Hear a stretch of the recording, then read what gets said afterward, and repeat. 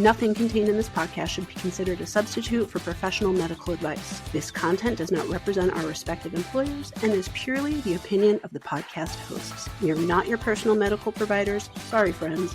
So, if you have concerns or seeking a diagnosis or treatment, please seek individual advice from a healthcare provider in your area. We are not liable for any risks associated with acting upon the information contained in this podcast. This is intended for educational and entertainment purposes only, so enjoy the ride. Please drink responsibly and in moderation. Before drinking, please be sure to be of the legal drinking age for your country. We do not encourage the misuse of alcohol.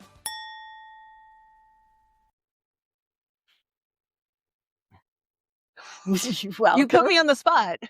Welcome to Medical Media Mixer, the perfect cocktail. I'm Nicole, psychologist, and we are here at Bellemara Distillery in Hillsborough, New Jersey. I'm Tara Briscoe, ready to drink. Should have let her say that first. That's Sorry. okay. So we have a little cocktail. Yes. Well, we have a little liqueur We flight. have a liqueur flight tasting that we are starting with. So we are starting with I think she said it starts with the triple sec and then the limoncello. Thanks, limoncello, then triple. Okay. We will find out when we find drink out. I believe this is limoncello. So I'm going to do a little sip. That might actually be triple sec. Okay. It's pretty nice, though. I think it's triple sec, right? Yeah. It's not lemony. It's orangey. But tasty, though. Nice. Very nice. So here they make their own match. Wow. 2 words at once. Scotch malt whiskeys and gin. And then they also have liqueurs. So we're tasting the liqueurs. And this one is a limoncello, definitely. That one's nice too. This is dangerous, girls. Yeah. I said girls, like only girls listen. It's dangerous to everyone. That's definitely lemony. Yeah. But But not like overwhelmingly no, lemony. tasty lemony. Like a Smooth lemony. A smooth one. And then this next one is hibiscus aperitivo. Ooh, that would probably go with some spritzes, Mm-hmm. right? That one's more mild, but nice. I don't know why I'm staring at her when she drinks that.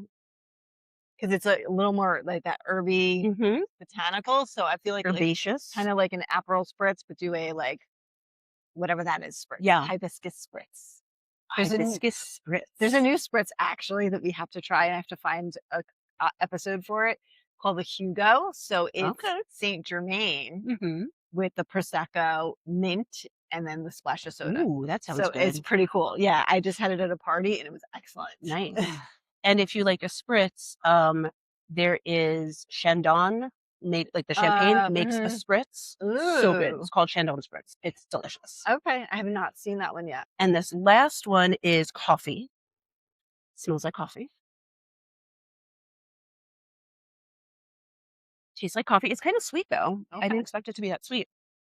Smells good. Yes. That's Right? nice though. Yeah. Not that I'm not a big ice cream person, but that would be nice drizzled Oh over ice my cream, god, right? that really would. Yeah. Wait. I think I have to do that. I have Yeah. to make it into some And you sort have of to an buy ice cream that. treat. Yes, a dessert. That sounds really good. Well, you could drizzle it over frozen yogurt also. Yes, whatever your desire, babe. I mean, mixed in any kind of either cold or hot, like coffee type drink would That'd be good. Or that would be really good in the winter in like a hot chocolate. Well, you know my Love your thing. hot I always chocolate spice and my peanut hot butter chocolate up. whiskey. Yeah, with a little extra I mean, adult. toss that with some peanut butter whiskey. Oh my, You would think we're alcoholics, but we're actually not. we really are. Like we We have don't our really drink drinks that much. when we're together, and that's it. Yeah. Like I rarely drink outside of the podcast.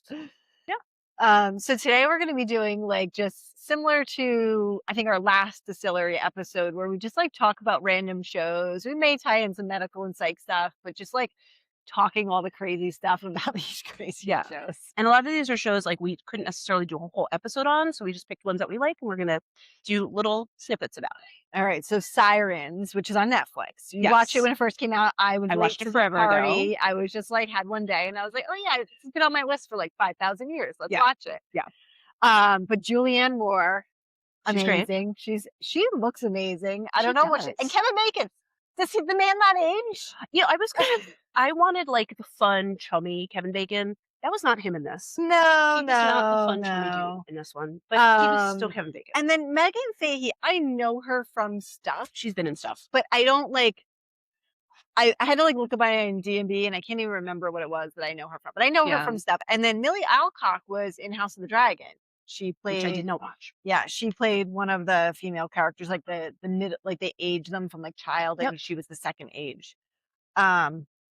Couple other people who I recognize. The guy who played Felix, the fixer / security / whatever. He's been in a lot of stuff, right? This Bill guy Camp. Bill Camp. Yeah. So if you want to, do you remember the story about what this is about? You watched it a lot longer. I watched it a long time ago. So I'm going to tell you what I remember, and then you're going to correct I'll fill in. Okay. So there's this girl. Which one is she? Simone is the Who's the older sister? Devin. Okay, so Devin is kind of down on her luck, kind of like a hot ass mess, and she is looking for her sister, who is younger, to help her take care of their father, who has dementia. Their mother's not around. Mother died, which we'll get into. Oh yes, how that happens later on. Yes, mother had passed, so it's kind of the two sisters taking care of the dad. But now the younger sister has kind of pieced on out, and she's living this idyllic life in the Hamptons. It seems like, or something Hampton-esque, something like that. Yeah, I think it's in California, but very same vibe. Rich people, very upper echelon of people living on the shore, vacationing for the summer. And the woman that she works for, Michaela, who's played by Julianne Moore, is kind of like the queen bee of that whole socialite. She calls her Kiki. Yes. Yeah. She is like the queen bee of that socialite atmosphere, and all of these other women kind of bow to her and do whatever she wants. And she runs this like thing to rehab birds, wildlife, birds of prey, hawks, which is a very interesting thing to birds take of on. prey are not necessarily... So raptors are like hawks are raptors. But they're not the most endangered Eagles because they are the birds of prey. They're at the top of the food chain. But I guess once they get injured or whatever. True. That is true. But it's a great thing to raise money for. Seems a little weird. It's also a very rich person hobby because you need to have trainers and money, like falconry sort of. Exactly. It is exactly falconry. Yeah. So basically, I'm confusing Devin. Yes, Devin's the older sister. Devin's had it, so she comes searching for her sister Simone. She's like take a ferry. She like just got out of jail that day. Yeah, she's got like the makeup streaming down her face. Like she looks like a hot mess, and she rolls up to this like super posh home as they're preparing for the summer for all these events, and everybody's like, who the fuck are you? Right. And then she's like, I'm looking for my sister Simone. And everybody's like, oh. So Simone is kind of like the head. She's the Kiki of the staff, essentially. Right. She's the head of the staff, even though she's like 22. Right. She's her assistant, but she like runs the show. She runs the show. Everybody listens to her. When she says jump, all the rest of the staff jump. Even though you can tell they don't love her, they listen to her. They do what she says. Right. Because they can tell like she's Kiki in training, essentially. So basically, as Devin spends more time there, she's like, what the fuck is happening? Right. Like, these people are weird. They're trying to figure out what happened. On. So Kevin Bacon is, what's the husband's name? His name is Peter. He's, his first wife disappeared. Yeah, as they do. And he has older children that he's estranged from. So Devin starts thinking like, did Michaela kill the first wife? Like all this weird conspiracy stuff going on. There's so much that happens. Which I'm also kind of like, why does Devin care? She came to grab her sister to go take care of her father, but she gets wrapped up in the drama. Wrapped up in it. Yeah. And her sister's also having an affair with Peter's best friend, who she's keeping secret. Ethan, he's just like this rich boat guy. He's just a rich dude who's fucking the young girl. Yeah, but like she keeps it from them because she just doesn't want to like seem that she's canoodling with the other upper echelon people. She's more than canoodling. Yes. Isn't canoodling just all of it? I mean, it can be, but she's really got her sights on like, if I'm with this guy and then he meets his wife and blah, blah, blah. But a lot of like all the layered trauma, and that's what made me say like we need to talk about this because each character has all this crazy layered trauma. So like Devin acts out in both drinking heavily and she's like a sexaholic essentially. And so that's how she like channels because she has to be on for the father and like bringing in money and doing whatever she's got to do. Yeah. So like that's how she handles it. And then we find out that Simone has a panic disorder. Yes. Remember, she has like 2 different big panic attacks during this time. Yeah. And I think for her, kind of escaping her home life in that world and pretending to be someone she's not is her way of coping with that trauma. But it's clearly the panic is catching up with her and she can't avoid it forever. Right. So we find out exactly what spurred all this is that when she was a very young child, her mother took her in their car in the garage, and her mother completed suicide by carbon monoxide poisoning, and she survived and, you know, then had all that trauma to live with. And then she was in and out of foster care because the father wasn't really able to take care of her. He got into his deep depression, was drinking heavily. And I think his dementia is more alcohol related dementia. Yeah, it's probably more like a Korsakov's. Exactly. And so then she, you know, has sort of tried to put all that behind her with this new fancy, shiny life. Right. Which we've never covered Korsakov's on the pod, but it is a specific type of memory loss, cognitive decline associated with severe alcoholism due to a thiamine deficiency. Yeah. So basically, if you're drinking all this alcohol, you're not getting those nutrients in your brain, and your brain needs those nutrients to basically stay alive. And it's like a slow brain death, but it mimics Alzheimer's or dementia. It's often, especially with older folks who've been drinking for a long time, it kind of sometimes they'll get misdiagnosed with that until later on, because Alzheimer's we technically can't diagnose until autopsy to find the plaques and the tangles in the brain that cause the memory. Although there's some new things new coming out with that. Yeah, but that's neither here nor there. And a lot of people use those terms interchangeably: dementia, Alzheimer's. Doesn't matter. We're talking about memory loss. Right. And then you kind of see Michaela, you know, or Kiki going off on her own tangent, worried that the husband's having an affair, when in reality, he has snuck off he was supposed to be in Tokyo, and she finds out he was in New York instead. And it was to see his adult children and his grandchild's baptism. She thinks it's because he's having an affair. Yeah. Which, I mean, to her credit, most people would think that too. If your husband's sneaking off and he's not where he's supposed to be, you'd assume it's not with his children and doing, you know, the up and up. It's with another woman. But because she doesn't have a good relationship with his children, it's kind of just as much of a violation for her. Yeah. And then so she sends Simone to track him one day. He goes off, you know, he's doing nothing. He's going to town, he's chatting with people, and then he goes oystering, cohogging. Oysters.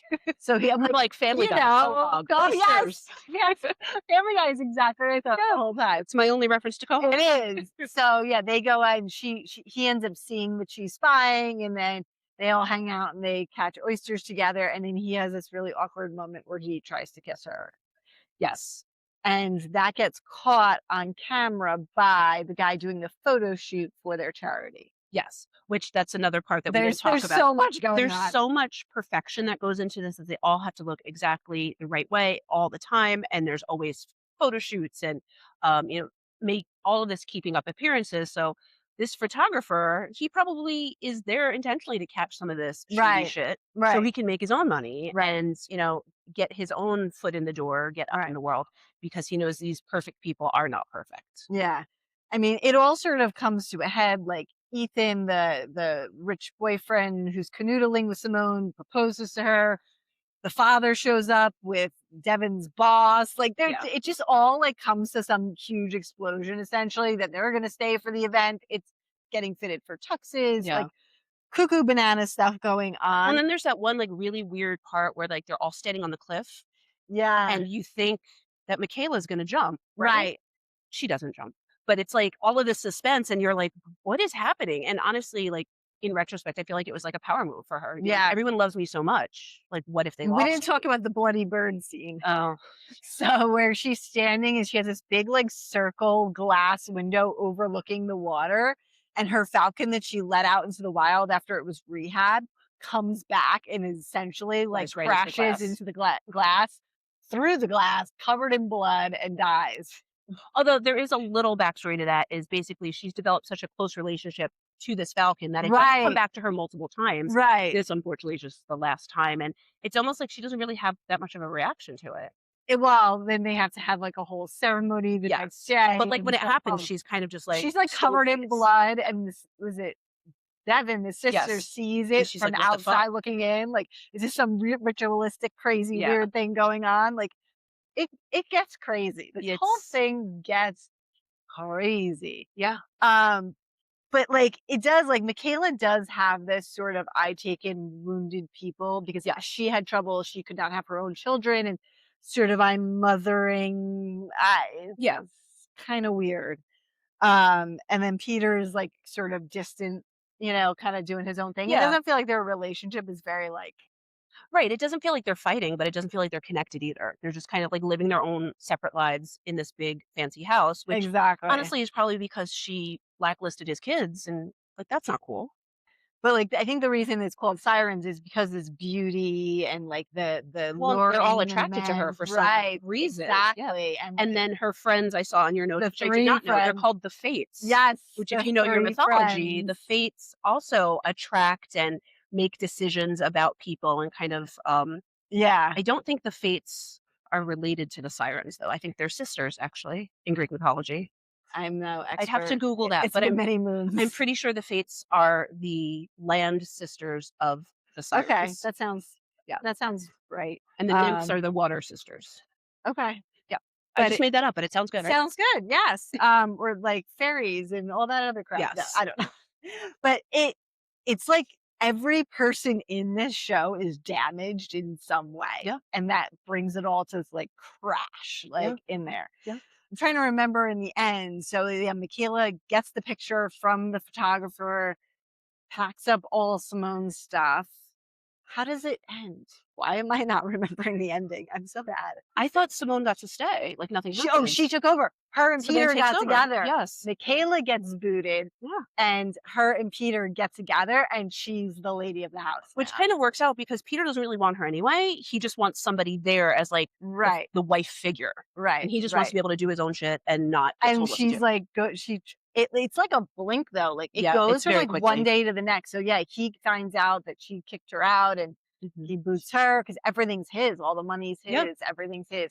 Michaela was a high-powered attorney, But she left her job. all this happened. Yeah. She left her job. Which that is a word for the wise. Yeah, Make your own money. true. Do not rely. It's cool if your husband's rich and going to pay for everything, but make your own money. Yeah. Be your own person. Yeah, because they 'Cause you show never her know. going home on the ferry, sort of like Yes. downtrodden. On the and same Devin- ferry as Devin. Yeah. And Devin just kind of like watches her from afar. She doesn't approach her. Yeah. Which I thought was really nice of Devin. She kind Yeah. of like went up to her and called her out on her shit, and she just kind of was like, We all are broken in the end. Yeah. But it I don't know. It was really well done, and it's only like 8 episodes, I believe. Yeah, it's not too 6 long. or 8. And they're like 45 minutes each. It's not, they're not super long Yeah. episodes. Apparently, it was based on a play, LMNOP. Oh. Like get it? Yeah. And OP. By Elemento P, Yeah. which is probably an alias for someone. Well, no, that's the name of the play.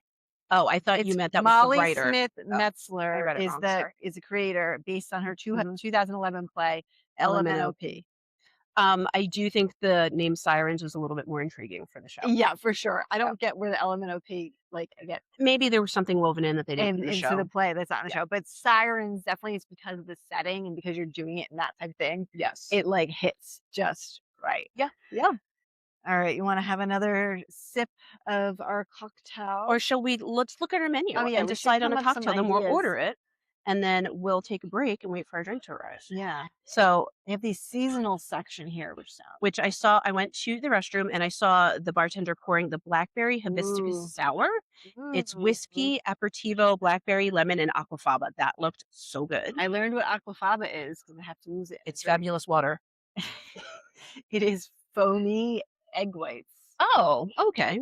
But I bought instant foaming stuff because That's I was like, I'm not doing all that. The frozen horchata also That sounds good. delicious. That sounds like dessert. Yeah, which is spirits. So I guess maybe you can pick your The spirit. spirit, they said later what spirit Oh, it's something. Oh, it's a specific type. Somewhere on their website, at least, it said what spirit means. Well, spirit is a type of alcohol. Yes. Rice, coconut, cinnamon, vanilla, served slushy style. And it's a hot day today in New Jersey, so that It might is. slap at the end. They have all the whiskeys. yeah, the and the whiskey are very traditional whiskey traditional, cocktails, Yeah. So there's like the Manhattan, old fashioned, whiskey sour, blah blah blah.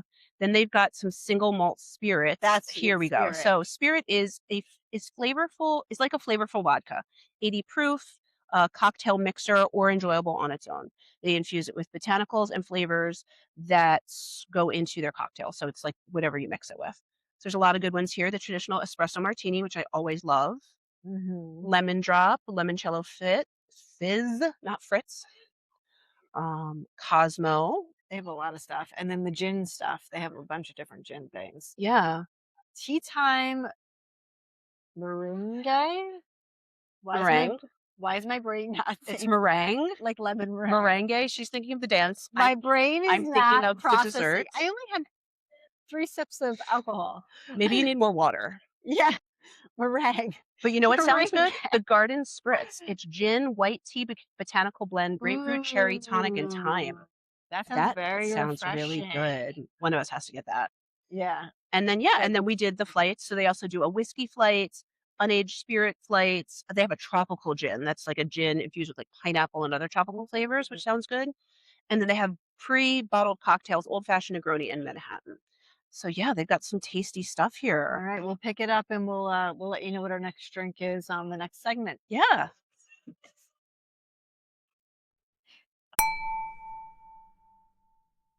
All right, we're back. We're back and we have snacks and cocktails. treats. Don't mind us eating. Yes. So what did we get? You have the Audacious G&T. Tropical gin, tonic, lime, Thai basil, jalapeno, cucumber, and star anise. Give the crowd a peek. All right. Ooh. Oh, it has a little metal straw. I'm It's scared so of cute. metal straws. I am too. I have an irrational fear. Well, maybe a rational fear. I have an irrational fear. Like it's going to pierce the top of your. Oh no, I'm afraid it's going to chip my tooth. I'm afraid it's going to my mom told me the story and mom, you'll be watching this about when she was a kid and her sister was running with a pinwheel and somehow went in her mouth and got her soft palate. Yeah. That's Fun stuff. tragic. Well, I'm drinking the blackberry hibiscus sour. Look at this beauty. That's so pretty. And she is whiskey, aperitivo, blackberry, lemon, and aquafaba. Right. But she just foamy eggs. She's Something delicious. foamy. She is delicious. I would do another one of her, but we're going to have to try different drinks after those. Yes. So what are we going to talk about now? Unchosen. Yes. Cults. Devil. I so did not see the ending of this. No, not at all. And you know me, I always predict an ending. I did not. And I was think like, that's WTF. at all how it was going to go. Yeah. So Unchosen is on Netflix. It is, sorry, I'm chewing. It is a British psychological thriller, 6 episodes, released in April 2026. Created and written by Julie Geary, because she knows us. No, she doesn't. So yeah, I mean, it's in England, and it's. And I thought it was in Canada, but Canada is British, so who knows? Yeah, but it was essentially a Christian cult. I mean, it was a Christian denomination. But where the women wear they don't cover their hair fully, but they wear little kerchiefs and they all wear dresses. They dress for us Americans very Amish-like. Right. Yeah. And there are elders. Mm-hmm. There's a hierarchy. Which are typically only males. Right. And there's a hierarchy within there. And if you're not from them, you are unchosen. Yes. And you want to, if you leave, you become unchosen. Right. Which is you don't want to do that. Yeah. There's the main character, Rosie. So she basically is lifelong been part of this very suppressed identity. Her sexuality is based on only what her and her husband's relationship in, which does not look great. Right. And I was confused if I read the first episode wrong. I thought it started off when they were just meeting, and then very soon after they got married. But then it seems like they were married because she had the daughter. They were already married. They have the daughter. The daughter who has hearing disabilities. Right. We don't think she's fully deaf, but she does need a hearing aid. And basically the whole thing is it starts off with the daughter running off from some picnic when it starts to rain, and then ended up in the river. I guess it was a river. Like a stream, river, some body of water. Some body of water. They're all looking for her. Nobody can find her. The mother realizes she's there for some reason. Oh, the mother's not supposed to be looking for her. That's how, go back. This go back. Let the men handle this. And the mother just, her instinct I don't have any kids, but no, you're not telling me what to do about my baby. I'm my kid, I'll do whatever I got to do. Absolutely. And this mystical Jesus-like man shows up. Jesus-like. Well, that was the whole. No, I call him Mr. McHottie. Came out of nowhere, jumped in the river. That's where they were she looked out at him and was like, oh. I was like, oh, because of the abs, but whatever. And he jumps in and saves the little girl. But then we find out later that He has a criminal history. and nowhere to live. Yeah. So we find out, I feel like it's a little gray about how he ends up in prison, but he is in prison. We found out later. Yeah. He's in prison. And while he is on essentially work release, someone tries to attack him. He defends himself and ends up killing the man. So that's why he's on the run. But definitely has a sordid past, even before we find out the details of it. Right. So somehow he ends up and Sophie sees him again and kind of lets him stay in their chicken coop. He sneaks into their house to get food. That's what it is. And then to get medical care for his injury that he got in that attack. Right. So he ends up living in their chicken coop. And then when's the husband find out? Like Much later. he pops in later as like To visit. right. And somehow essentially she's like, this is the man who saved him. We need to help him. Although one thing I just thought of when you were just saying What? that is the injury in his hand. Yeah. It's through his hand. Yeah. Like a stigmata. Exactly. I'm telling you, it's a Jesus thing. Which stigmata, that movie slaps. We need to cover that sometime. Jeez. So somehow like the husband, I can't remember exactly how it comes across. The husband sees him and she's like, we need to protect him. And then they bring She him into explains the to fold. him that he helps rescue the daughter. Right. And then they bring him into the fold as part of their He gives him a job at their workplace. They do a lot of like, under the table construction sort of stuff. So he brings him on as a worker, and he's a good worker. He knows how to repair the construction vehicles. He knows a lot about this type of building that they're doing. They're basically building. They're not building homes. It's like another sort of temple, right? I think so. From the ground up. And so he just happens to have a lot of knowledge about how to do that, and is very helpful, and definitely ingratiates himself Yep. with the husband, and a little more than that later on. Yes. And well, at first though, he and the wife Sophie start. What is the guy's name? Sam. That's Sam. Sam is the outsider. The outsider. But like kind of they start to develop a relationship. They end up sneaking off in different times. They start fucking, let's just be honest. Yes. Because Sophie basically says like she's never really had pleasure Right. from sex with her husband. And they allude to a lot like she can't have another baby, but they don't exactly say why. So you don't know if it's like he's infertile. She clearly had one child, but this child has disabilities, so maybe that's why they're not trying. But they also show the husband forcing himself on her at one point. Yes, but also many of the men in this situation are forcing themselves on women, like one of the elders. Mm-hmm. And then his wife finds out. Right. One of the elders putting his hands all over the younger girls. Yeah. Mm-hmm. Yeah. And then there's a whole thing with the brother. His brother. So the husband's name is Adam. Mm-hmm. So Adam's brother, basically we find out he's got some girl on the side because he's not happy with his wife, and she is unchosen. And so Adam tries many, many times to get him to leave this girl. He does not. At one point he leaves the cult to go to her and then comes back. And so he's kind of now trying to get himself re-ingratiated with people, but he's still having contact with this woman. So their punishments. Right. This is where you realize it's not religion, it's a freaking cult. Yeah. Because they lock him in a room and they won't let him see his kids. His wife is pregnant and is in labor. He's not allowed to be there. And then they seem to be like starving him, but then like only certain people can see him. He's not allowed to see his other children. But then they bring him into a room, and if he confesses, he'll be fine. But if he doesn't confess his sins, they basically like waterboard him with alcohol. Which like you could die from. It was crazy. Yeah, it's really crazy. And then they make his son watch. Yeah, and his son is like 5. Yeah, like it's crazy. Be part of it. It's like a man. Like we have to like teach him whatever. And this little boy is fully indoctrinated. He's like, you're a sinner. Like he's already drank the Kool-Aid because he doesn't know any different. Right. Again, like the last show we talked about, everything just sort of comes to a head at one point. I have to remember all the details of how this all happened. So basically what happens is they now bring Sam into the cult. Yes. They baptize him as a member.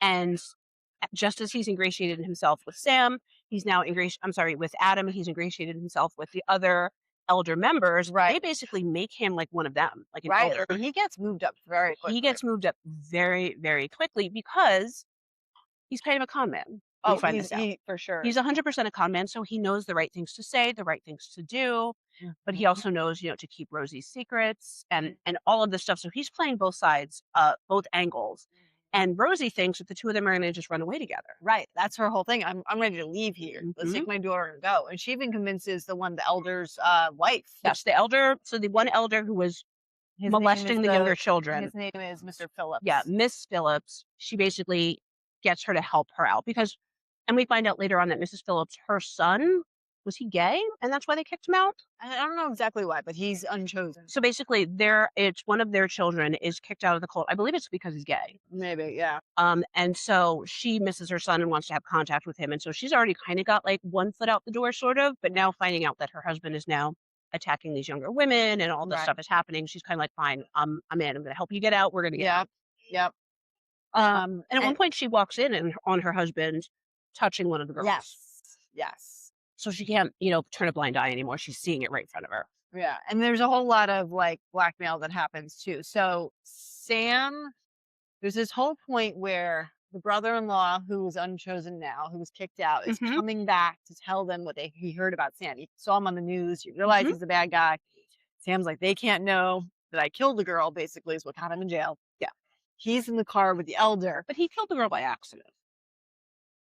He goes, I got angry. And So that's the thing. I think him killing this girl who is like not an important character to the story, I think it was an accident. But then what it seems like is once he got sent into prison, then he started to learn all of these criminal ways and kind of just figured like, well, I can't get this off my record. I'm never going to be clean again. So I might as well become unchosen. See what I did there? So he's in the car with the elder. The elder's driving. And he's like, I got to do something. So he tries to get the brother-in-law off the road because they happen to see him racing back toward the thing. And he like crashes But doesn't both he drug cars. somebody? He crashes both cars, kills the brother-in-law, and the one guy was already drunk anyway. But I thought he drugged him also. I don't know. He was the heavy drinker, so I don't know if he was Yeah. just ridiculous. So I feel like he put something in his drink. Yeah. And essentially framed him for causing this accident. Framed one of the elders for killing the brother who came back to the cult. Right. And then he blackmails her husband. Yes, Sam, by Yeah, basically coercing him into oral sex. Yeah. I.e., he is servicing him and videotaping it. Yeah, who ran the videotape? Sam just did. He had it on his phone. Because Isaiah was like We're recording now. He had it on his phone. It's craziness. Yeah, he set it on the dashboard of his phone before he went out. And so I saw it recording. I didn't know that if there was a person behind it. No, he set it up before he went out. Right. And coerced him. So he had blackmail, essentially, something to hold over his Which, in Sam's minimal defense, Adam was already kind of leaning probably towards being gay, but wasn't fully accepting it in himself. Right. And I think Sam just saw that in him and was like, I'm using this to my advantage. Use this. Exactly. Yeah. But Sophie still just wants to leave. Sophie just thinks that this is her hero and right. he's a gentle lover. Yeah. And because they have a lovely little moment in the chicken coop. Yes. Little tryst in the chicken coop. I It's don't- probably smelly. Chickens are smelly. I'm just feeling like that wouldn't get me. Like I might be gullible in some areas, but not doing it in the chicken coop. Yeah, Sorry. it's a little gross. And essentially, they all realize though that Sam is bad. They realize Sam is the problem. Yeah. So even Adam, everyone realizes it, and so Adam helps Sophie to escape on So her. Sophie basically says to Adam, like, look, I don't want to be with you. real talk. This isn't working. I Right. need to leave. Right. And he realizes he can't prevent her from leaving anymore. So he essentially allows her to leave with the child, with this idea that like she's not going to speak badly about him Right. to the child. He'll see the child, in the And that, future. he'll see the baby or the little girl as he can. And so he allows her to escape. Meanwhile, we see in a separate scene, which it was unclear if Sam like fully stays and is aware of it. I mean, I meant that Adam fully yeah, they don't stays. and show is aware. Adam whether he. So we're not sure if Adam stays. That's the husband. We're not sure if he stays with the cult. But essentially, Sam becomes the next cult leader. Yeah, they show him Like, being out of like nowhere. Jesus in the middle of the temple. Yeah. like, and I'm Which going is to weird teach to you me the because word. there's still some people there that knew he was shifty. Like the main Right, players had left. right. So also Mrs. Phillips, she did leave She did get out. to go with her son. To go Right, with her and son her husband basically was going to go to jail for killing But the he got other killed. guy. in the accident. Or did he kill No. himself? No, he lived. He was going to go to jail. I thought he Killing killed him, himself yeah. after that. Did he? I don't remember. I might have made that up. Sorry. Would be a good plot twist, though, right? But it is all like that good versus evil, but it's also like the devil you know. Like, let's Right. trust this person we know because who knows what else is out there? Who else Yeah. is unchosen? What else is going on out there? Yeah. Because they are very sheltered. They don't have television. Right. They don't listen to cell radio. phones. They have landlines. They have landlines. They don't have cell phones. Yeah, the TV they only saw like in the hospital. Yeah. The one thing I kept waiting for them to explain is where they got all the money from. Because usually with these organizations, there's they're some selling sort- books or they're selling something. something to make money. I guess that construction business must do other things, like Maybe, actual maybe legit they do actual business, construction. and that probably. And they were like actual, like these men knew how to do construction. They weren't like Right. faking it. Right. So And it was a huge like church and all the buildings. yeah, they there were a couple of had. hundred people in that. It Yeah. was really big. But it's interesting because it was like a crossover between organized religion and cult. Like, it Right. was like where that line meets. And, we talked about that in my cults episode, is that there's kind of this hierarchy and they're still in that gray area where, there Right. is some faith-based true stuff going on, but Right. they're on the fringes and it really does depend on who the leader is. Exactly. And now with Sam becoming the leader, we know it's not going to stay as close to the faith that as they it started off. originally- Yeah. And that's how a lot of those cults are. Originally, they started off as legitimate. Right. And then whoever's in charge can take it one way or the twist other. it and change it. It was definitely an interesting one. At first, I wasn't drawn in. Same. First episode was a little slow. I was like, do I identify with any of these characters? Both of our watchers just told us we have to stand. Yeah, at the same time. We're lazy. Yes. At 10 minutes to the hour, you have to stand. But I lost my train of thought. I'm sorry. Standing. I don't know what you're saying because my watch distracted me as well. And then I saw you look at yours and I was like, oh, look it out. I lost it. Straddling the line. Right. Swallowed a pickle along, so I'm about to cough. Breathe. Don't cough. We're okay. We can do it. But yeah, the cults straddling the line between Faith organized religion and cults. I had another train of thought. I was saying it really all depends on who's in power. Right. I don't know. Sorry. Usually I can help bring people back, but that is my job to keep people on topic. That's true. I'm not today. Not today. Sorry. Not computing. Yeah. But in general, not being grabbed in by the show. That's what we were. Okay. So yeah, it took me I don't identify with any of them per se. Like I wasn't holding, but I was interested enough just to see where it went. But it took I would say more than 2 episodes even for me. But I was like, all right, it's a short series. I'm gonna go through it. I agree. But it wasn't like episode 1. I would say the first episode, the only kind of intriguing thing was where's the little girl? Right. But even then, you didn't really know this kid enough to care. Right. There's kind of exactly. Are you curious or not? I can definitely see how people might drop it after the first episode. But it's funny, my admin, Melissa, she was like, have you seen Unchosen? I was like, girl, yes. Yes. Yeah. So, I mean, in the end, it was good. And the twist at the end was good. And I'm glad I watched it, but it was not. I will say, even though the twist at the end was good, I don't feel like they laid enough foundation for how Sam could rise that high. Right. How quickly. You didn't really, you only saw him talk with the main characters. You didn't really see him ingratiate himself with the rest. But he of the had to congregation. be. He was manipulative. He had to be working his Oh, I'm way sure he did. But, with groups like that, maybe you only have to ingratiate yourself with the key players for everybody else to fall in line. To follow you. Yeah. So yeah, that's Unchosen. It was an interesting one. Now, was that based on a book or something, or no? Just as It was because I feel like it left the room open to find out more. Yeah, that's why I was wondering if it was a British psychological thriller, 6 episodes. Oh, I love that name, Siobhan. Siobhan. All those names, the Irish names, are amazing in sound, but in spelling, I'm like, what is going on here? Wait, Sam's actual name is Frothy. Frothy. That's a lie. That can't be that man's name. Although Asa Butterfield, he's been in other stuff. Yeah. I can't remember what he's been in, but he's been in other stuff. Yes.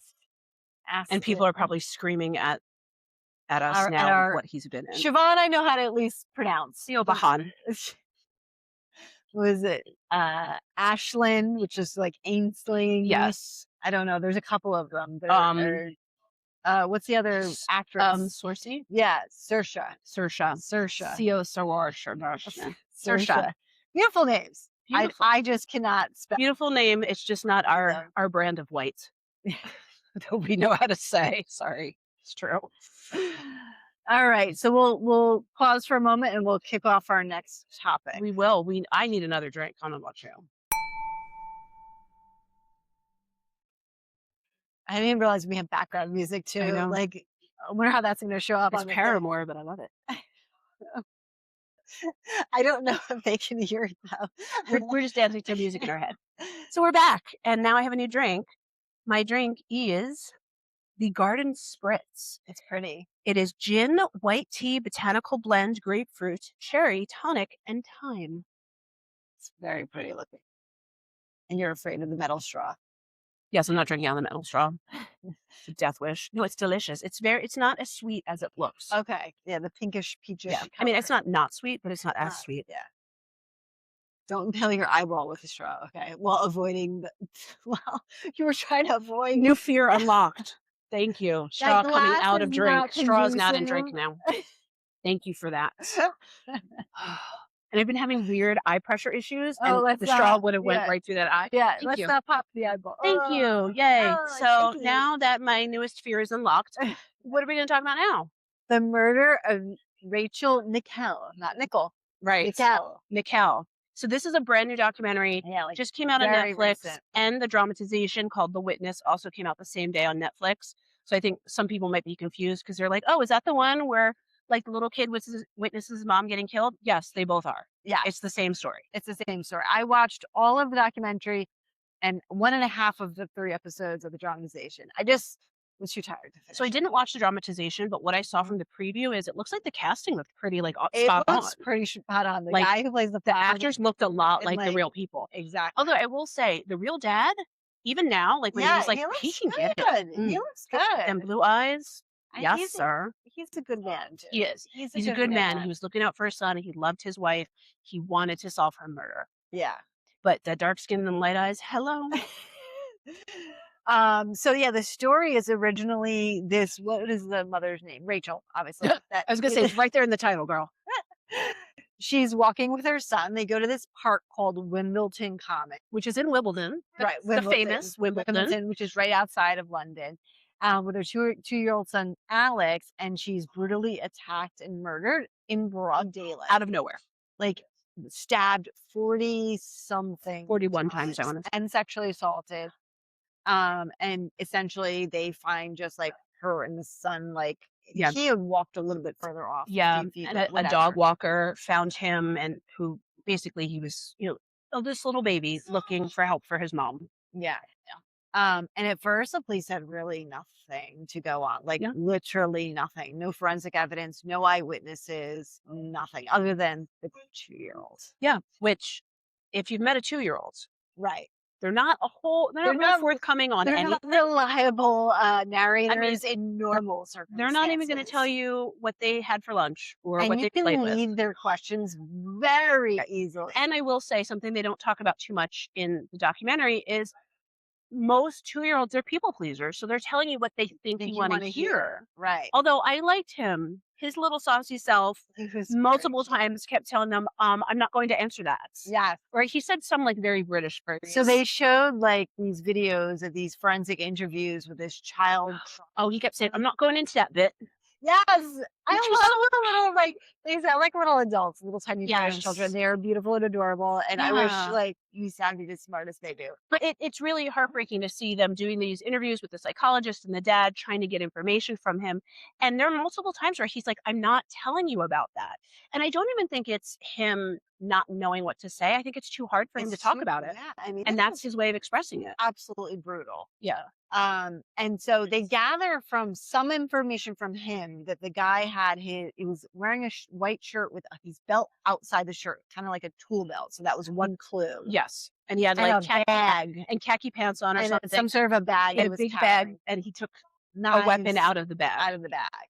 And they had other people who had just spotted other people in the park they felt were suspicious, but And nobody really connected. Well, they had one person who matched the description, but they Right. didn't know for sure if that was the right person. Right. So they went after. Because if you think about a white dude with a white shirt on and khaki pants, that's That a could be lot of almost people. anybody. Especially in midday, walking Right. near a town, that could be anyone. But they did a sketch. Now, I don't know if the sketch was based on just that other person who saw someone I think it was a combination. and the child. Yeah. And so the sketch had the face was very particular. Like it was a round face, very short hair, and the nose was a slightly like hooked, longer nose. Mhm. So it wasn't like average Joe, like in that particular part of it. Well, not average Joe for Americans. Maybe Right. that is a British look.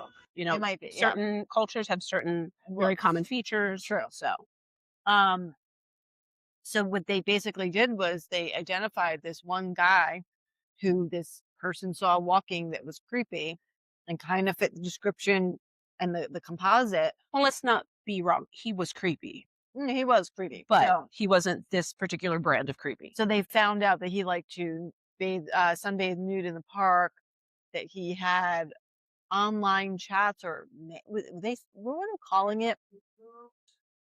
Dear John letter? No, not Dear John. No. They were calling it something letters with like a person. Like there was communication with him and some other woman before they did the honeypot thing. Okay.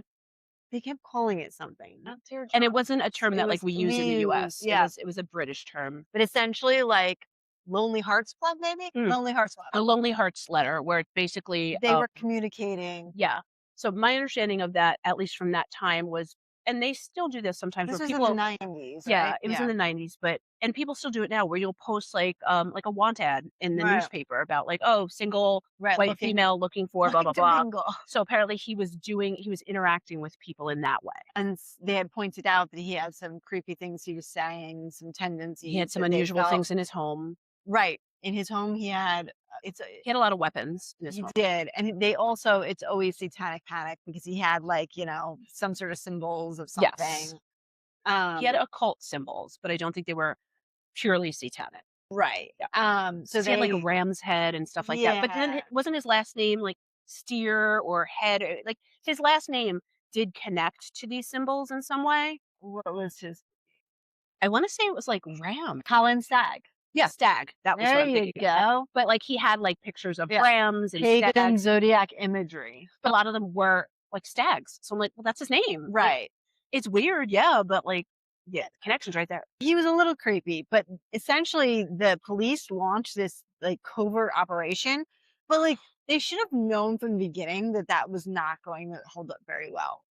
I don't even think that they care. I court. think they were so focused on this poor baby, witnessed his mother's death, and this woman was brutally murdered. They had no evidence of anything. So they were just so focused on this one. This guy must be the guy. Right. So then they started going kind of veering a little off legalities and did essentially, as you alluded to, a honeypot, Yes. which for our younger listeners, if we have any, a honeypot is when a woman tries to entrap a man. Yep.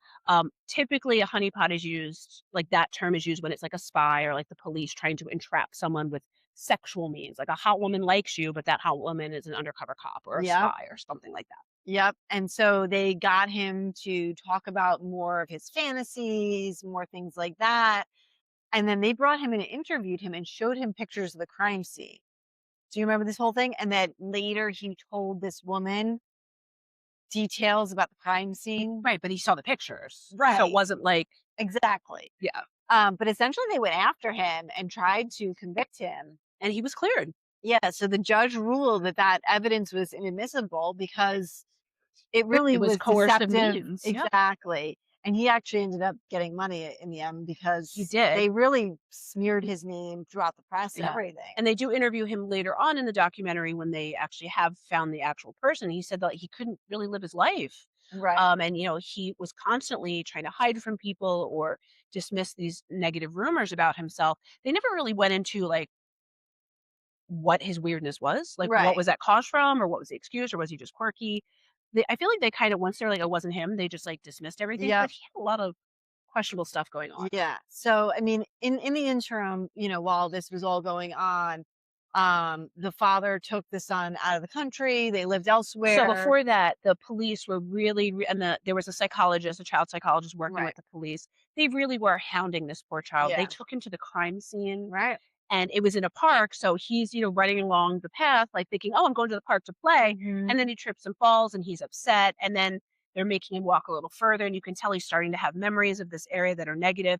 And he's upset and he's crying. And the police are still hounding him and saying, go further, go further. And then the father just breaks down. He's like, I'm done. He's I'm like, out. fuck all of you. Like, no, I'm taking my This kid. We're isn't not worth doing it. this anymore. which, good for him because Right. I think he was conflicted. He wanted to know what happened. He wanted to solve it. He wanted to cooperate, but also he has to protect this little baby that's already been Through the so worst thing. traumatized. Yeah. So they moved out and they kind of lived their life, and the case basically fell Well, to except for a nothing. year later when the father was videotaping the son, and the Right, he son, got now in play, was drawing so pictures. that's play therapy. You tell Except me it was about just play naturally. therapy. So play therapy, used in situations like this, is the idea is that a children who experience trauma need to reenact whatever they've been through in order to come to a better resolution versus what Right. happened. And so a lot of times in play therapy, and we've covered this on other episodes, children will play out or draw or talk about what happened and maybe change it or correct it so it has a Yes. better ending. Yeah. But in these sessions that the father videotaped, the son was repeatedly drawing his mother. And Mhm. so because he was drawing his mother, that was helping the father get more information about what happened on the time of his death. And that was Yeah. when we found out more details about the bag and Mhm. things like that. Mhm. And this was, I think it was a better situation because the son was initiating this drawing and this interaction on his Not own. right. And then when the father was asking questions, like the questions initially with the psychologist were like, he did this, right? Right. Which is leading Very leading. and can be messy. But when the child was drawing, he was drawing things and saying things, and the father was clarifying. He was saying, "Is this what this is?" Right. And that's definitely a better way to talk to kids. Now, the He's like a father's natural psychologist I was right gonna say the there. father's not a trained psychologist. He No. just knows his He kid. just an instinct to Yeah. how his And child. he's trying to protect his little boy, Yeah. which, he's doing the best he can. And I think what they really don't talk about until much later in the documentary is how much trauma the father was carrying. Oh, His yeah. wife was brutally murdered. Luckily, he was not a suspect Right. because he had a good alibi. He He was was out of at town at work. work. But not only was his wife murdered in front of his child, but now he's a single dad Right. and has to And figure all this out on his there's own. the news, and we know how the British press can be. Yes. Unfortunately, we've heard about that before. And he was just, trying to protect their little unit right there. Yeah. So they lived for many years out of the country. They lived in France at some point and then Mhm. in Spain at some point. Yeah. And the case fell. Like after that one guy, like it was thrown out, nothing happened. So this occurred, the original crime occurred in 92. It wasn't, well, in the interim, there was one other thing that happened that sort of got brushed off was there was another murder of a woman, Yes. And the her child child. was also killed in their apartment.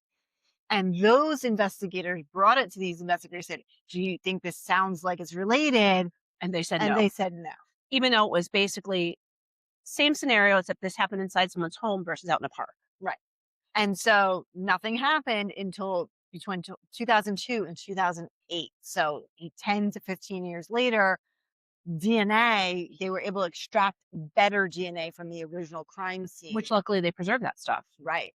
And then I think the other part of that too, that I feel like they didn't go a whole lot into in the documentary, is they do go back and talk to Alex, who is now 17, Right. to get more information, but 17 years has passed. But also now he's looking back at these childhood memories with an adult mind. Right. And so he can see things clearer or explain things a little bit better than he could when he was Right. a young child. And they don't go too much into what he shared at 17 years old, Right. but it definitely was enough for them to now Connect everything. So essentially, they found that the DNA was linked to that murder of the woman and her child, Samantha Bissett and her daughter. And they had gotten a guy for that, Robert Napper. And then they linked the original crime to that guy as well. And he already was in jail now for manslaughter and on grounds of diminished responsibility due to schizophrenia, which I guess is their term. So diminished responsibility is the same as guilty by reason of insanity. Right, that's their term for it. But it's interesting when you see him because he did look similar to the original guy. Yes, they did. They were, same height, same weight, same general and they had features. that very specific nose look that is, and that's kind of why I brought it stood out. before. It's a Is it- cultural thing. It's like Right. it's not just one person who's got a broken nose that was broken in a certain way and looks this way. It was a more general facial feature for that area. Yeah. So, I mean, essentially, it did get solved, but it took It took a long time. 25 years, whatever it was. Yeah. And then in the documentary, it's really nice to see Alex and his father talk about how their relationship suffered over this and how they Yeah. were able to, come back together As a over teenager, it. he said he had a lot of anger. He Of had, course. he Yeah. was trying to deal A lot of with behavioral this. issues. Most teenage boys are going to have some anger and some behavioral stuff. Right. And those kids didn't watch their mother die. So, Yeah.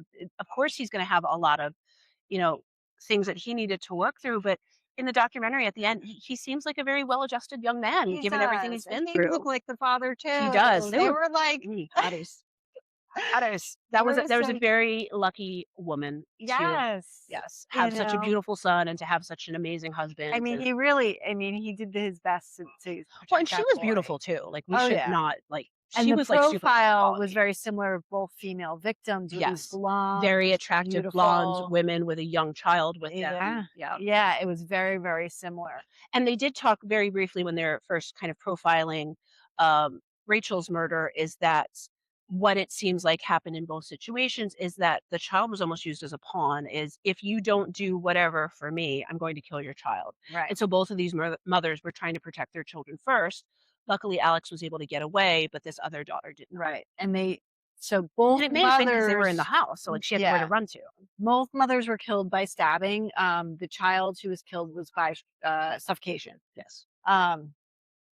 I'm not going to say it's better, but I guess It's not, but I think it's not as when we see brutal. child murders, that tends to be easier because it's easier to overpower a child and hold them it's down. not as brutal as the 40-something. This woman was also stabbed 40-something times. It was very similar. Well, I mean, you have young children. You know how hard it is to catch a 2-year-old. Yeah. So it's hard to nail them down. Not saying that you want to, but it definitely makes sense why those were the chosen means. Yeah. As devastating as it is. Yeah. It definitely though stood out to me as, like I said, the difficulty in interviewing a child. Like that. And they did their best, but the child and the father did the right thing about speaking up and saying, this is too much. I can't. Right. And we talked a little bit about it when we talked about some other trauma episodes in children, when we talked about the bus kidnapping a few episodes back. And, we learned a lot from that in the US, but that was in the 80s and this was in the 70s. So this was before some of that. This was in the 90s. Oh, this was in the 90s? Yeah. Okay.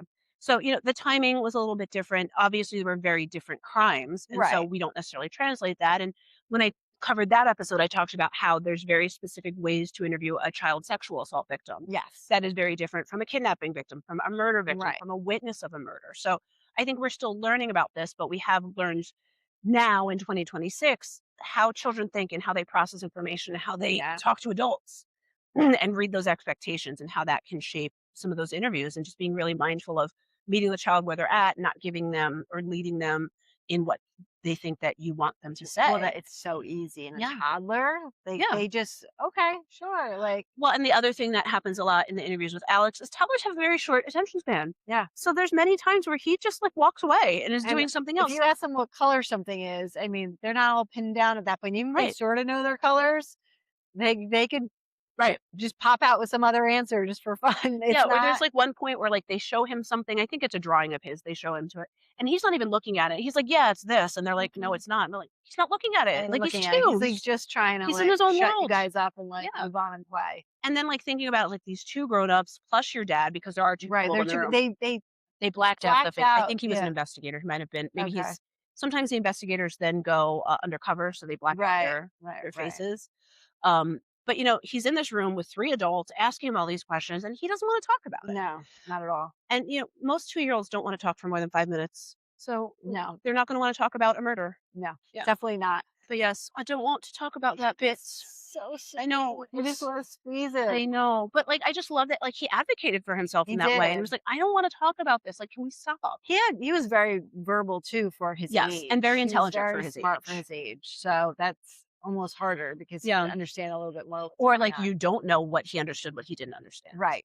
Because when he's doing those drawings, a year later, he talks about how he was hitting her, not stabbing. Right. Because at that age, at 3, you don't know the difference between hitting and stabbing. And hopefully you don't want them to know that. The difference.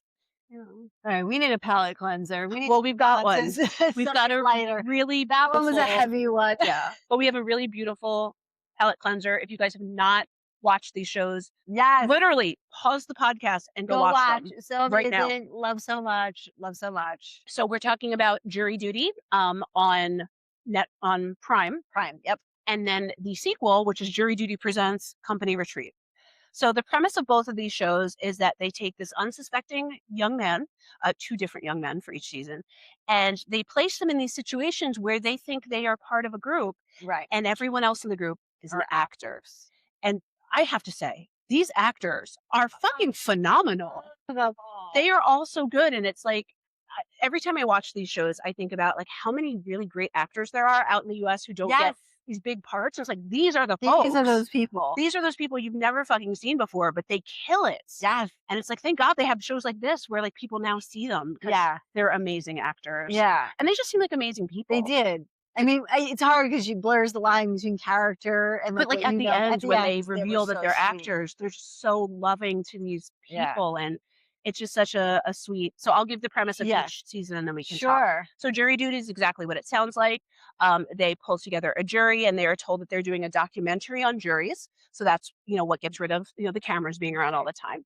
But only one young man, Ronald Gladden, he's a real person, not an actor, and everyone else is an actor, And his including job is like he sells solar panels. yeah, he sells solar panels. He's just, Mhm. regular working dude.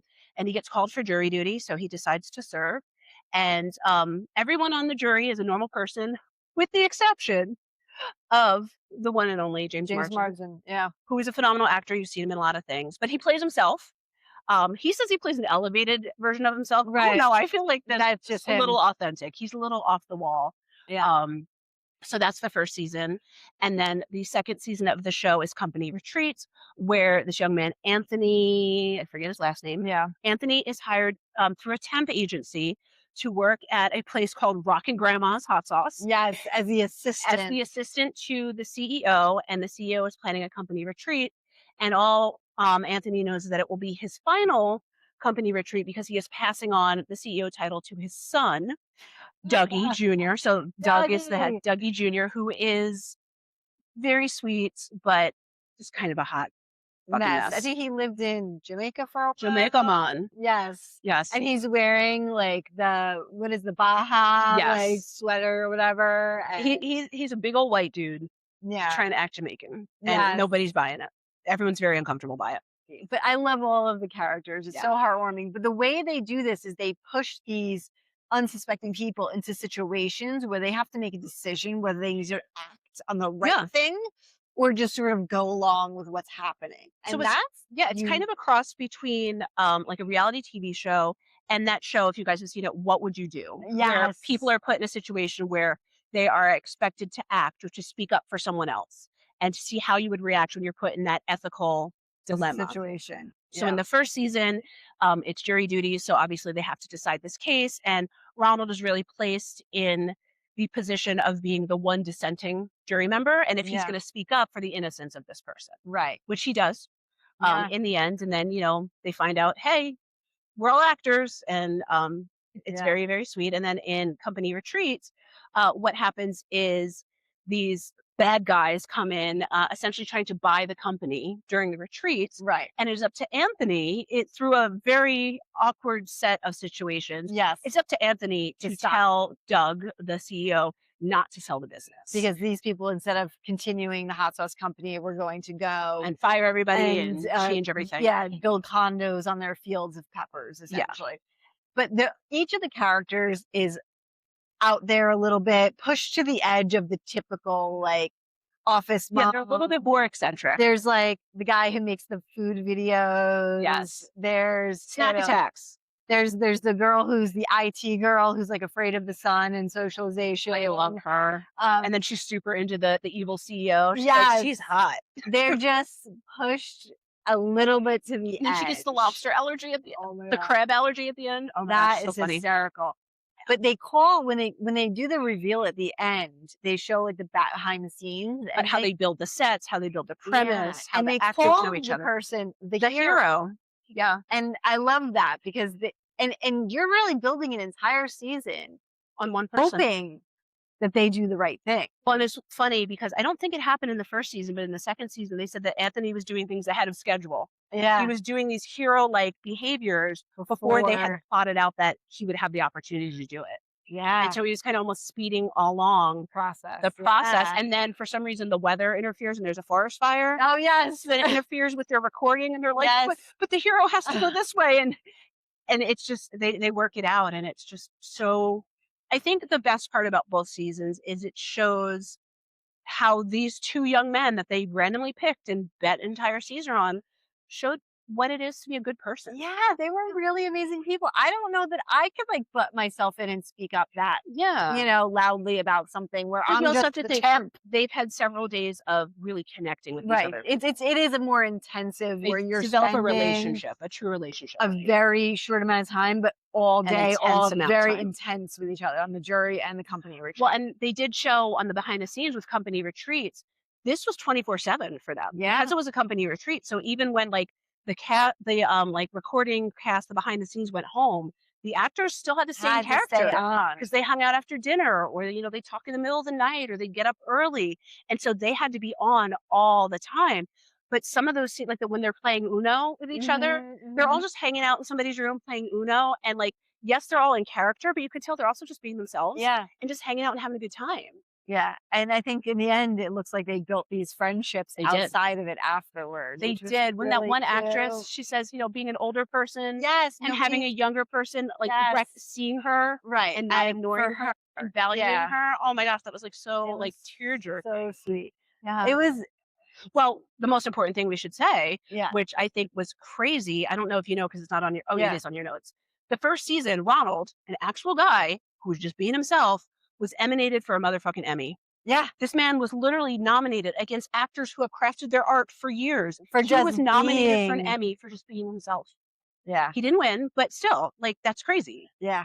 Like Yeah. imagine if like you stumbled into a situation, then someone's going to give you an Emmy for it. Like, Yeah. you were just doing being Yeah. yourself. And they ended up giving them money in the end, I believe. Yes, they both get money at the end.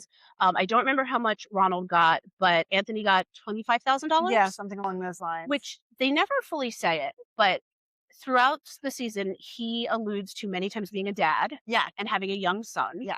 And obviously he is a temp, so he's looking for work. And he's only 25. Yeah, he's only 25. Fresh-faced young man. And he never says it, but when they give him that money, he He's like- legit breaks the fuck down. Yeah. This changed this man's life. Yeah, Like absolutely. not just this experience, that money alone changed his life. Absolutely, the trajectory of things. And I think and I hope that any company should hire somebody like that. Absolutely. Who really Or has give him an his acting heart in job. things. He's a funny guy too. Some of his jokes. And he's he throws- adorable. Yes. He's just an adorable guy. He's very cute. What I love the most about Anthony was Dougie Jr. is the son. Yeah. Hapless guy, can't do anything right, kind of a weirdo. Do you love when he makes the rocking grandma animatronic And it it's like looks jerking it's- off? Yeah.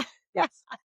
But what I love from the start, the minute Anthony meets Dougie Jr., he is on that man's side. He's like, you got this, Yes. man. Like he just So encouraging. he just gave so much love to this man who clearly just needed like if we're looking at the character just needed somebody to believe in him, and he gave it to him without question from the start. he did. I And then wish the I was actor, as- yeah. The actor at the end, he's like, yes, I was playing your role. He's like, but you and I were brothers now. Like this Oh, is real. so sweet. Yeah.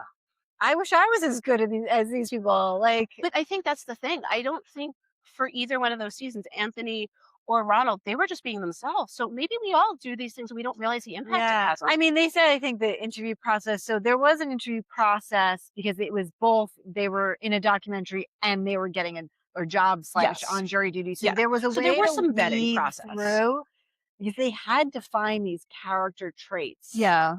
in these people to know that they'd be good for this. Right.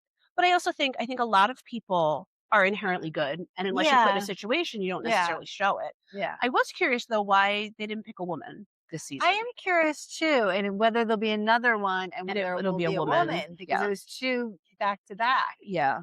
But it might have Maybe a just been the woman way might that have it felt. sniffed out that it was all a farce. I was going to That's the say, thing. sometimes we're a little suspicious. And Right. we check up on things. So who Maybe knows? that might be why. I Yeah. don't know. I would thought the same thing. Like Yeah. 2 in a row. No offense to the dudes out there, but they can be a little trusting sometimes. Yeah. Yeah. But it was like so heartwarming. Both seasons. Yeah. They're absolutely amazing. Such a great show. If you haven't watched it, if nothing else, it's an easy watch. It's Yes. heartwarming, especially in the current climate that we're in.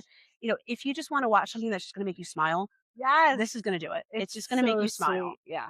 and like all of the shenanigans that happens in both seasons. I can't even remember half of the There was craziness that so happened in much jury duty. crazy. Yeah, that one was a while ago, so it's not as fresh in my mind. This one I just watched, so it's more fresh in my mind. Or like when Dougie Jr. makes the hot sauce. He makes his own brand new hot sauce. Everybody loves it. Well, it's Taco Bell hot sauce. Yeah, he just zhuzhes up a little bit of the Taco Bell sauce. And they're like, we can't do that. He's like, why not? You can't make this stuff up. I mean, can't. you can, but you can't. But you can't. Well, and Anthony says that. He's like, you can't write this for TV. And then like, I think it's in that scene. Two of Yes. the writers Or are the actors. yeah, And they're like, in it, like, yeah, 'cause okay. the people who play the bad guys are some of the writers. Redhead girl and redhead boy. Yeah. They were two of the writers on the show. Yeah. I mean, Which kind of shocked me because they seemed very bland. I was like, you guys wrote this? yeah. Okay. Yeah. But well, the characters are supposed to be bland, I guess. Yeah. So. Yeah. But yeah, I mean, it definitely helped me to remember that humanity is good. Yes. At the core. Yeah. There are good people out there. So I thought it was refreshing and something different. I just wonder how they're going to do it again. Like, I'm sure there's scenarios they can do to know. set it up, but I feel like the more popular the show gets, the harder it is It's for them like to being continue. punked, like eventually. I'm sure there's situations though. Well, like, What Will You Do has how many episodes and how many seasons, and that's filmed in New Jersey. That is true. All the time. That is very true. I mean, the first thing I thought of after watching the second season is a perfect one would be being a patient in a doctor's office. Yeah. Because we see so many random people. And there are so many odd situations that we're in. So, right. And it could be like a brief one, like where it's just a one-day thing. Right. But I just feel like the intensity of how they built these relationships. Well, that's why I made thought it about doctor's work. office, because medical things are serious stakes, and or like being in a hospital, maybe Maybe a hospital. if you get been into a hospital for something, or like you open a whole urgent care that lots of kooky stuff, because that's an insular building that lots of kooky stuff is happening. I think something definitely in the medical field, because that would be you can have very random the new weird stuff nurse happen. on the job. Yeah. That would be right. That's true. Like thrown in a new grad, especially somebody who like knows but doesn't know. I feel, hey, we're pitching you your next episode. We will be consultants. I was gonna say Amazon Prime. Yeah, we will be. You do have a lot of warehouses in New Jersey, and we are located in New Jersey. So if you need some writers, yeah, we will be your professional people on the we'll be your consultants. We'll tell you what's real and what's not. But I think that would be great. Yeah, like a brand new staff somewhere. Because I feel like there's only so many situations where bizarre things can happen. Like attorney retreat is one, jury duty is one, medical situations. Because you could have wacky patients, wacky staff members, some sort of. I mean, that's a normal day for us. Yeah, like, we don't even blink at that. Some sort of overarching thing. I think that's where it's at. Yeah. All right. Absolutely. Our pitch. That's our pitch. So if anybody listening out there knows anybody who knows anybody, give us a call. So it's been really cool coming from this distillery. This is a cool little private room. Yes, we got a private room. We're so bougie. We are. But in Hillsborough, New Jersey. Yes, Bellemara Distillery. And they have lots and lots of cocktails, a whole ass book of them. And they have like an upstairs, a downstairs, and a little bit of an outside area. And there's a brewery right next door also. Yeah, so we're going to have to check that out. Cool little area. It's a very cool area. So you should definitely check it out if you're in this place. Yeah. We said area like 7 times, so I didn't want to say area again. Place.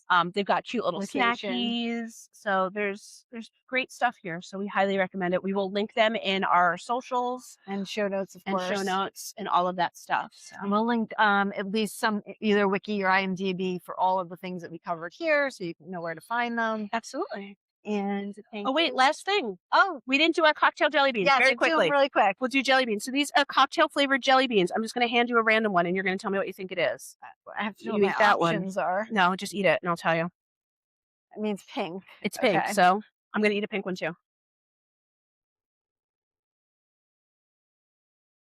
Tastes like a jelly bean. Well, let's look at the cake. I believe you had a pomegranate Cosmo or the strawberry daiquiri.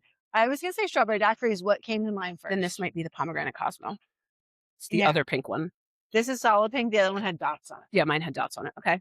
So that was strawberry daiquiri. This is pomegranate Cosmo. This, I feel the Cosmo on that.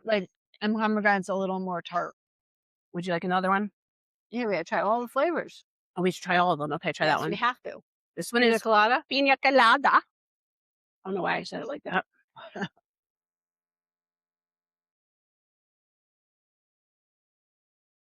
Very good. Okay, I don't know which one. Green with Those dots. different?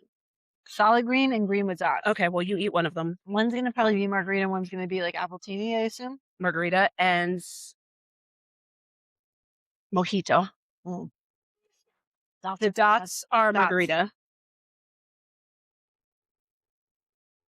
All right. I can't find a non-dot. I don't know, but have a gold one. These little fuckers are hard to get.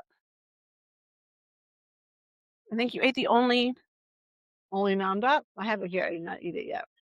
Oh, wait, here it is. No, that's dots You can too. break it in half. We have to. No, you can take one for the team.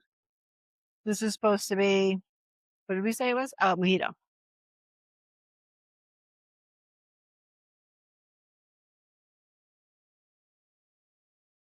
How was that? Could use one more mint. Like Could use more mint. Mm-hmm. Okay, so the white one. Gin and tonic. What's that going to taste like? It doesn't taste like anything. No, it doesn't say that. It tastes like nothing. And the gold one is, I'm guessing it's Moscow Mule because it's darker. Mm-hmm. Yeah, and the orange one, I'll give you an orange one. But that one's Moscow Mule. And then this one. I'll give that the ginger beer. Mm-hmm. I can taste that, yeah. That one's mimosa. And it's like shiny. Mm-hmm.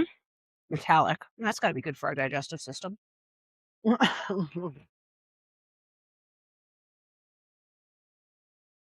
that's it. The only one I didn't get was a mojito. I'm sure there's one in here. I just can't find it. Oh, here we go. I got one. Oh, I got the mimosa. Yeah. I think I like the Moscow Mule one the best. Yeah, because it had the most like distinct flavor. Mm-hmm. I can taste some mojito though. Some of them are just Jelly bean. Well, are you going to take? I thought you were going to pick up your drink. Thank you for listening to Medical Media Mixer. The perfect cocktail. Cheers! You got to do it.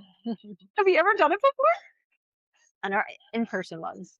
Ooh, the bottom of that. I got so excited. Woo! Thanks for tuning in to this episode of the Medical Media Mixer podcast. If you enjoyed the conversation, don't forget to subscribe, rate, and review us on your favorite podcast platform. Your support helps others find the show. Want to keep the conversation going? Follow us on social media. We're at Medical Media Mixer Podcast on Instagram, Facebook, TikTok, YouTube, and on Pinterest, the Medical Media Mixer board. If you'd like to support the show and help us grow, check us out on Patreon.